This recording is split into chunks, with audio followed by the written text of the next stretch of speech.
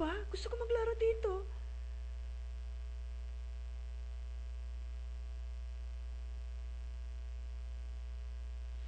Ha?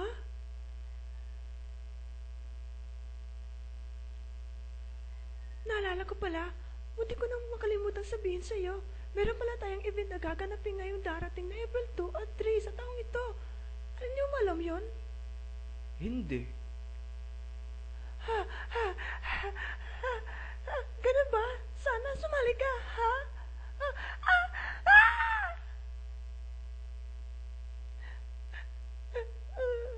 Sana sumali ka, ha? O ba?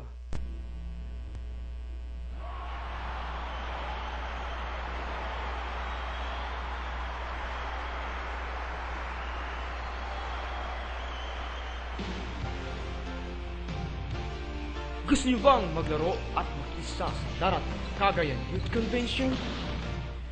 Ito na ang ating hinintay.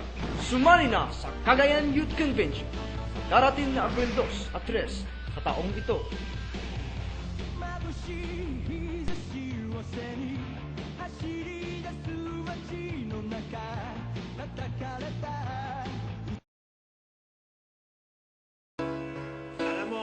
Dumarating pag nakikita ng demonyo na magiging kapaki-pakinabang ka sa Diyos.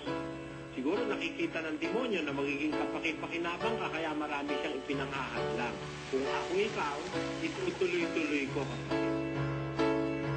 So ang alagad ni Kristo, nakahanda siyang sumunod kay Kristo kahit magalit ang kahit na sino. Yan ang sinasabi sa Biblia. Kaya yung sinasabing titigil ka na lang para walang magalit, aba, masamang aral yun. Hindi ko turo yun. Mga kapatid, ang lakas ay nasa kabataan. Lakas ng pananampalataya, lakas ng katawan, lakas ng kalooban, at yung lakas na nagmumula sa Diyos. Kumilos tayong palagi, mga kapatid na kabataan, ayon sa hula. Ipakita natin sa buong mundo na kung ang Diyos ang magsalita, ang kanyang salita ay totoo. Sa mundo ngayon, sa mundo ng katakot-takot na kasamaan at katamkalasanan, sa mundo ng sari-saring mga bisyo at kalayawan, may kapisanan ng mga kabataang may takot sa Diyos at gumaganap ng kanyang kalooban.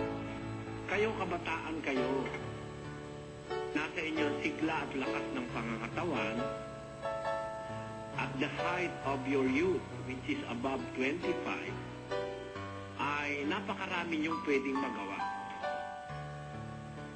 Hindi natin maaaring isa-isahin lahat ang magagawa ng kabataan.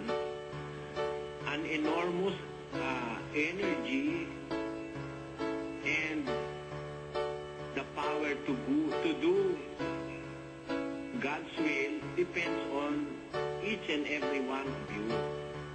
Kaya masasabi ko, huwag niyong gugulin ang inyong kabataan na masayang ito.